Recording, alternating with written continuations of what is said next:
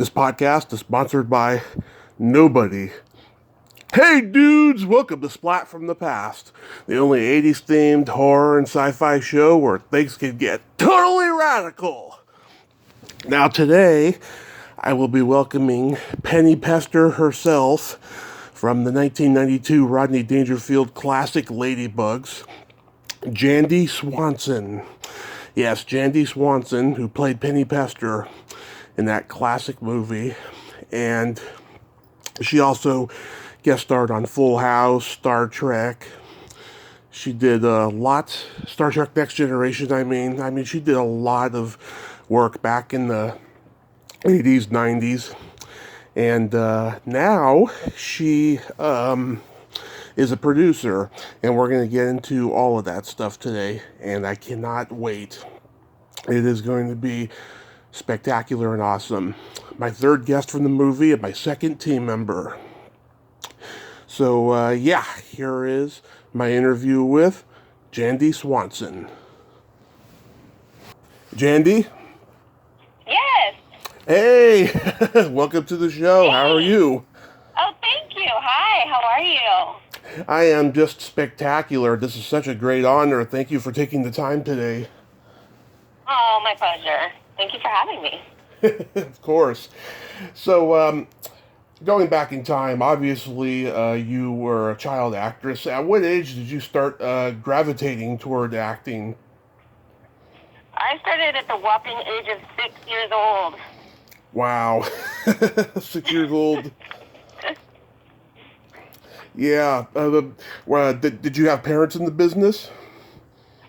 I didn't. I actually started in Oklahoma. There's a really beautiful theater scene out there. Mm-hmm. And I started there, kind of got noticed at a little, what do you call it? Like an arts festival. Mm-hmm. And I asked my dad, I was like, I'll do it if you do it. And so he kind of like coaxed me into it because he thought I would have fun. And I got in there and I just had a blast. And so it was just kind of like to the moon from there.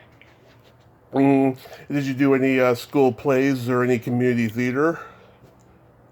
Yes, actually, first thing I did out there was modeling, and then I found through the modeling agency, they're like, you need to be good in your body, so go take some dance classes. So I took some dance classes. I was terrible at the time. I had 2 left feet, and next door to the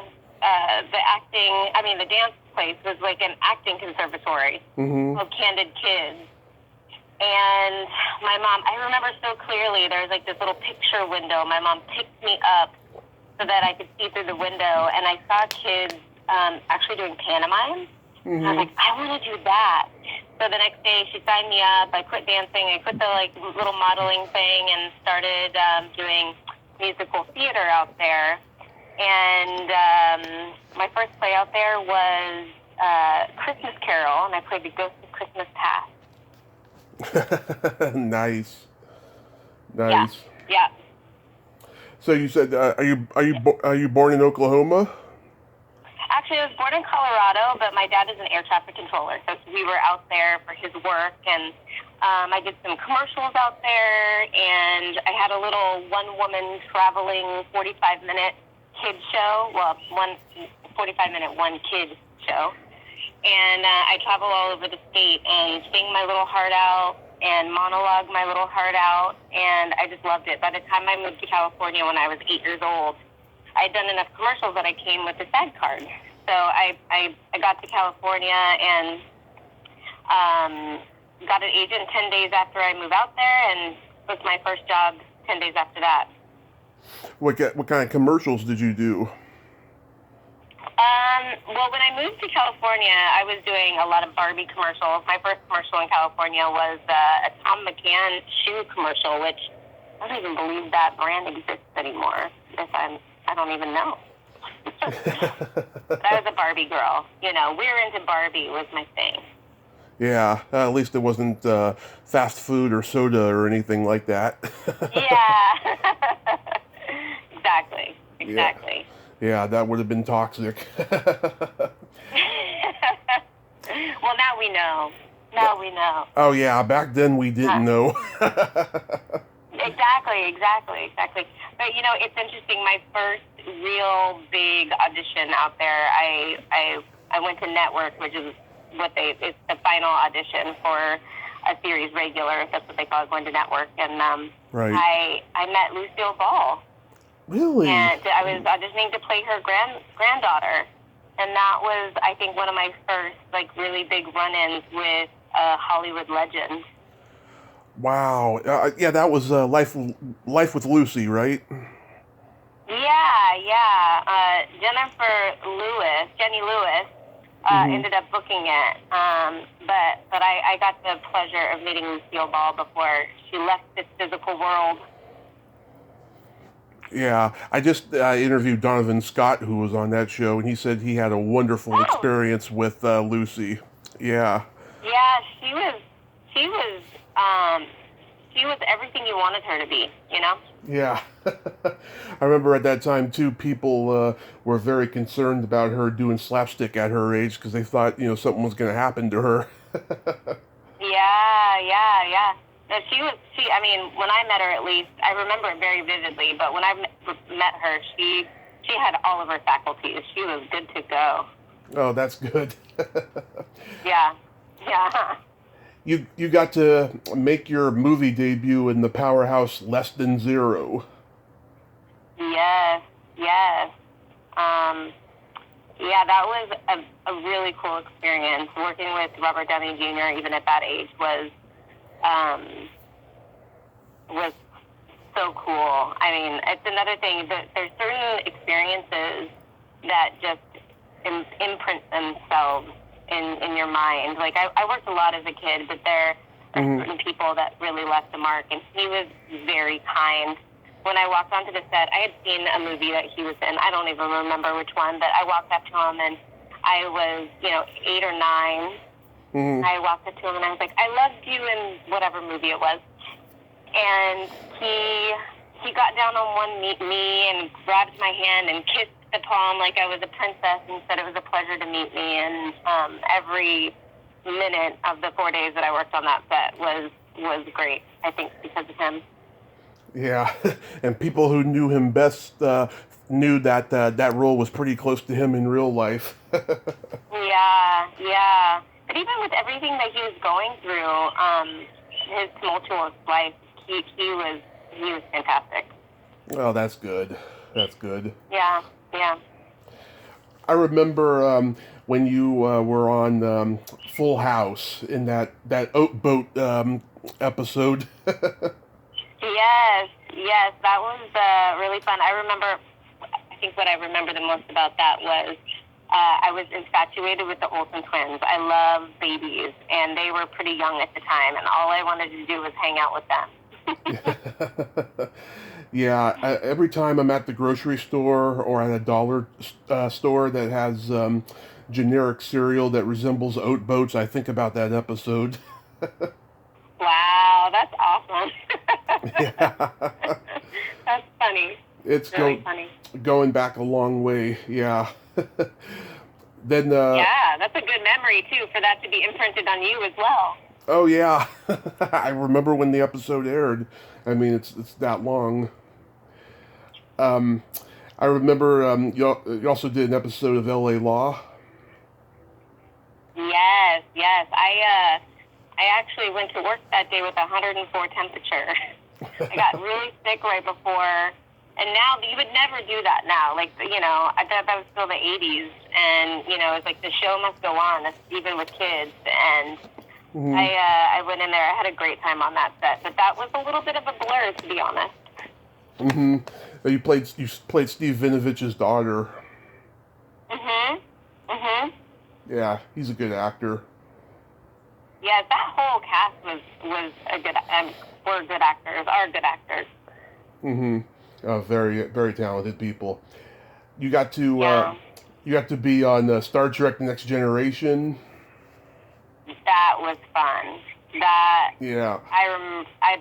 That's one. Will Wheaton was so kind, and there were 9 sound stages, and he would like run and take me to explore a different soundstage, and we'd go and we'd be on all these different planets in between our scenes and our work, and I had a great time on that set. Yeah, that just must be... Yeah, one of my favorite directors that I worked with was Kim Manners, who directed that, who I later worked with on Baywatch. Yeah, I mean, that just must be a career highlight to be part of the Star Trek universe, you know? Yeah, I actually just, oddly enough, I it's hard for me to believe that people would be interested in me having to do with Star Trek at all, because there's so many beautiful actors and seasons that have gone on far past, you know, the Next Generation. But right. I just did some trading cards for the Next Generation, which is they'll be coming out, I think, later this year. Yeah. Have you been invited to any conventions? I have. I just actually recently, in the last couple of years, specifically, I did some in the past, like when I was much younger, but recently they were starting to ramp up, and then of course the pandemic hit. So of course, you know, pause. Yeah. And now comes the horror cult classic Pumpkinhead. Yeah, that was really fun. I think that was a really interesting experience, just because it was a horror movie and it was other kids. Mayim Bialik was that was both mine and Mayim Bialik's first movie. Yeah. We had the same agent at the time, and we just hung out and had fun pretending, you know, to be some Appalachian kids. Yeah. That was also the same time she played young Bette Midler in Beaches. Yep. Yeah. I talked to a couple people from the movie, Carrie Remsen, and I just talked to Jeff East last week. Oh, wow. Yeah, Jeff did not particularly... Well, I'm sure they have much better recollections than I do. I just remember it being hot and dirty. Yeah, Jeff particularly did not have a good experience on that movie, but oh, really? Yeah, I think he said he didn't get along with the director or something like that. Oh, wow. Yeah, he said though he does appreciate the fans that he has from it though, but it just was not you know, a good experience for him. Man, I think probably through up until my high school years, the business was just through rose-colored glasses. I had a very, very good, fun childhood growing up in the industry, which not a lot of people, like all of the sets I ever went on were just kind of magical moments. Yeah. How about you were in the ABC After School special, Torn Between Two Fathers? Yes, yeah. I'm trying to think of what I remember from that. You know, it's interesting. I feel like the little memory snippets that I have in my mind are mostly offset, you know, in the relationships and the conversations and that I had. You know, I remember the makeup and hair lady. It might even have been the wardrobe person. They taught me how to knit on that set. Then you mentioned before you were on Baywatch. How was that? Oh, that was awesome. You know, I think I was 11 when I did Baywatch, and they let me do some of my own stunts in terms, I mean, they weren't super dangerous, but they let me do some things, and that was really cool. Like when we fall through the cave, you know, they let us kids do that, and that was really cool. And I had to drive the boat, and you know, obviously with supervision, but that was a really, really fun job. Yeah, I think I did 3 episodes of Baywatch. That was really cool. Yeah, how was David Hasselhoff? You know, he was great. He was everything you want David Hasselhoff to be. He was fun. He had a good time. You know, he was like the football captain on that set. He just kind of kept everybody going and inspired and, you know, jovial. I remember that just being a really cool set to be on. That again, that was one of the directors that I loved the most. We worked together a few times. Tim Manners, he has since passed away, but he was an amazing director, and just as a kid, super awesome to work with. You know, he just made you feel, you know, we were still artists at that young age, and he allowed us to kind of have fun. So, yeah, I remember him. Did you work with Nancy Vallon? Yeah, I don't remember. Sorry. Yeah, I just don't remember. She was one of my first guests. I absolutely adore her. What did she play? God, what was her name on the show? Let me look it up here. Yeah, she was on just for a short time, but so many people remember her from the show. I worked with Erica. I forget her last name, but she was like the blonde bombshell on the show at the time, and she was super awesome. I forget the guy's name, but yeah. Her name was Samantha on the show. Samantha. Probably. I probably worked with her. Yeah, she was a brunette. Yeah. You're my third guest from Ladybugs. Ooh, who else have you interviewed? Jonna. Jonna. Yeah, she and I were super buds for a long time. Yes, and Tom Parks. Tom Parks, okay. Yep. Yeah. Oh, I remember I don't know if anybody told you this story, but we would do karaoke because we all stayed in the same hotel in Colorado. Right. And we would do big karaoke at the hotel every Friday night. And there was one night that Tom did a song, and he just had the whole cast and crew just roaring with laughter. And it was like, obla di, obla da, life goes on. But he was just hilarious. And that really just sticks out to me in mind when you say his name. Yeah, I think Jonna did mention the karaoke part. But did she? Yeah. Oh, yeah. You know, I mean, I spent a lot of time, gallivanting around the hotel with Jonathan and Vanessa as well. Like, we were a little tripod, the three of us, a lot of the time. Yeah, my dad took me to see the movie in the theater when I was 8, and we were the only people there. Yeah, I know. You know, they were going to do a Ladybugs 2, and then it just didn't do well in the box office, so that got abandoned, unfortunately. Yeah, that was my first experience of being in a theater with nobody there. That was like the first of many. Oh. That's too bad. I mean, it was, it's one of those, like, very disjointed movies. It was a great kids movie for a lot of reasons, and then it was, like, completely inappropriate for a lot of reasons. So I think maybe that had a little bit to do with it. Maybe, yeah. Could you relate to Penny Pester at that time? Oh, no. Honestly, like, that was such a departure from who I am and was ever. Mm-hmm. So it was a really fun character to play. You know, I never wore braces in my whole life, and I still don't wear glasses at 43. I was kind of always, a leader of a pack, if you will. I was never shy, I've always lived outside of a bubble. Right. I am a bubble, I guess. So no, I didn't relate to her at all, but she was a really, really fun character to play. But after I played Penny Pester, I had a hard time not playing characters like her. Like, I ended up starting to get, typecast a little bit. Mm-hmm. But you always had a good self-image then? Yeah. I mean, the industry is an interesting place to grow up, especially when you are going through puberty. So it's like, it's not the most comfortable thing to see myself. In my awkward years, Memorexed on celluloid for the rest of my life. Yeah.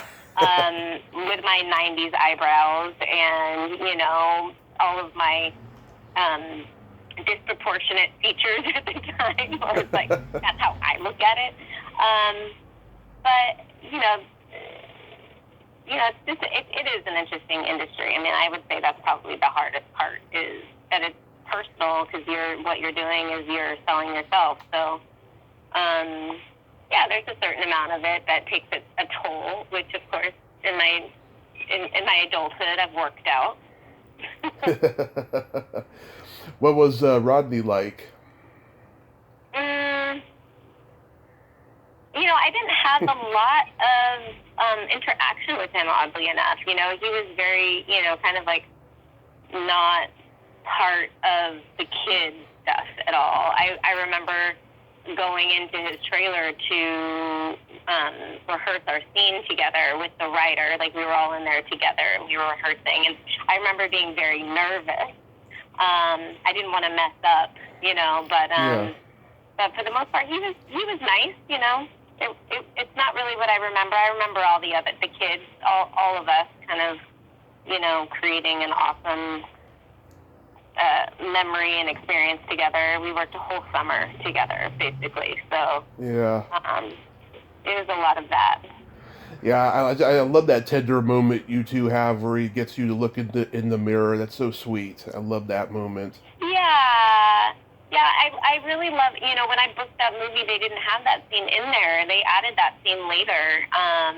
And I'm really glad they did because it was a very sweet, tender moment. And I've had a lot of, over the years, a lot of people say they could relate or love the character because of that moment. So I feel lucky to have been able to, do that. Yeah, and of course that moment during the game where you're like, "This one's for you, Coach Chester," and then cut to Rodney making a dramatic face. Yes. That was a fun scene, taking the hair down and doing the whole thing. It's embarrassing now, but at the time, it was super fun to do. And then, of course, spoiler alert, those aren't my legs. Yeah. They are a boy's legs. How was working with Jonathan Brandis? Oh, he and I were, friends for a very long time, up until his passing, honestly. We made a honest, lifelong friendship on that set. So it was great. He and I were best friends for a long time. Yeah, that was just so tragic what happened to him. Yeah.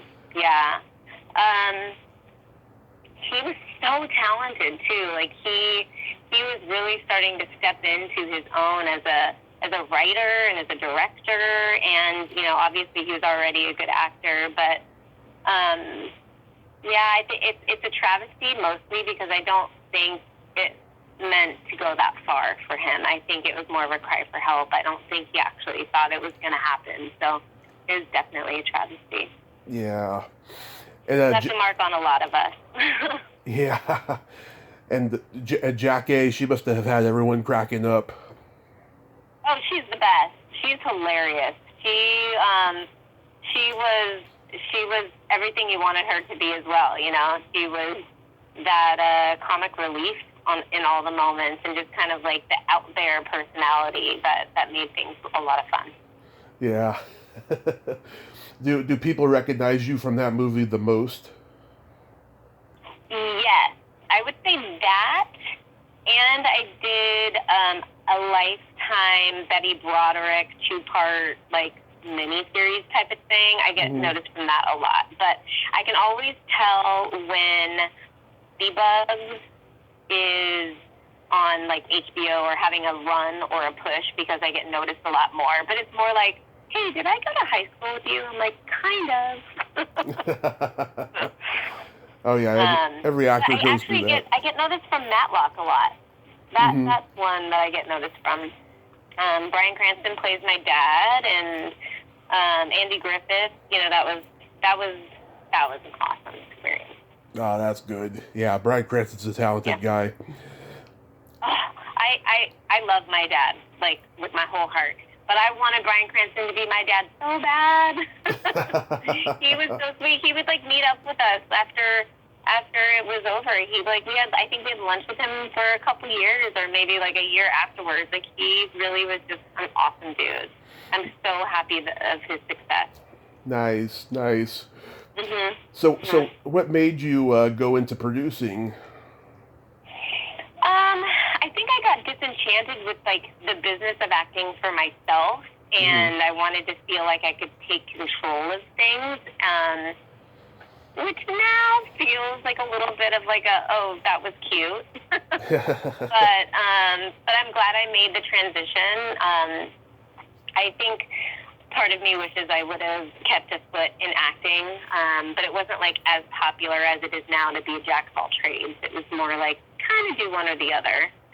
And I wanted to be taken seriously, so I really just jumped in the deep end of trying to produce. But I would say over the last 10 years, I've really got a grasp of what I'm doing. So I'm really glad I made the transition now. It's very fulfilling. Yeah, do you enjoy it a lot more than acting?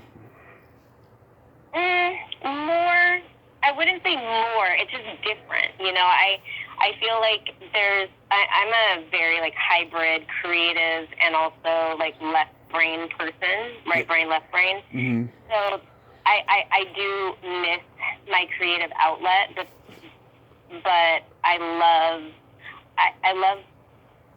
love putting a set together and it feeling as magical as it did when I was a kid. And I think that's one of my husband and I are business partners, and I think that's one of our superpowers is if you're on our set, you feel good. You're oh, we're here for a reason, or we're going to make this, we're going to make it feel like why we all got into this business. Even if it's a commercial for something that's not fun to do a commercial for, but we're going to have fun while we do it. So yeah, I think, I miss acting, but I feel like that's just a skill that I hold so dear that I don't want to bastardize it by having one foot in and one foot out at the moment. Yeah, well, I do get that energy from you that you're a fair producer, because you have such positivity about you, that that's what the industry needs is positive producers. Oh, thank you. This is a really, really hard business. Yeah. And I feel like if you're still here, then you're doing it because you've got a deep love for it, which that's definitely who I am. Mm-hmm. And then to be in a position where you can create the environment that you want to cultivate is something that I hold very dear and I take very seriously. And I want people to be able to feel as creative as they can, also while working within the confines of what we have to work with. But I want people to feel like, oh, this is why I do what I do, is to be on sets like this. So. Yeah. Yeah. Do you have any upcoming projects that you hope to get made when the pandemic is controlled? Oh, yes. I've got a lot of stuff in the works. Not too much I can actually chat about, but I would say in the next 6 months I could probably give you a little update. But yeah, I think if all goes well, there's going to be 3 or 4 really cool movies that we're going to be jumping on board and getting out into this world that I think people will really love to see. Cool. Yes, I'd love to have you back, and you can tell me about anything that you got. Sure. Anything that you got upcoming. That would be awesome. Yeah. Yeah. Well, Jandy, I thank you so much for coming on today. Sorry if we had a bad time zone change or anything like that. Oh, no. I'm good if you're good, and thank you very much. Absolutely. You have yourself a great day and stay safe. Thank you. You too. You too. Have a beautiful day. Okay. Bye-bye. Bye. Well, there you have it. Jandy Swanson. Ain't she a sweetheart? Wow, I like her. She's a very sweet lady, and she is doing what she loves. That's what I love to hear, and glad I got to talk to her today. It's Penny Pester. Well, until next time, this is Tommy Throwback Kovac saying, there's no shame in living in the past. because the present sucks. Later, dudes.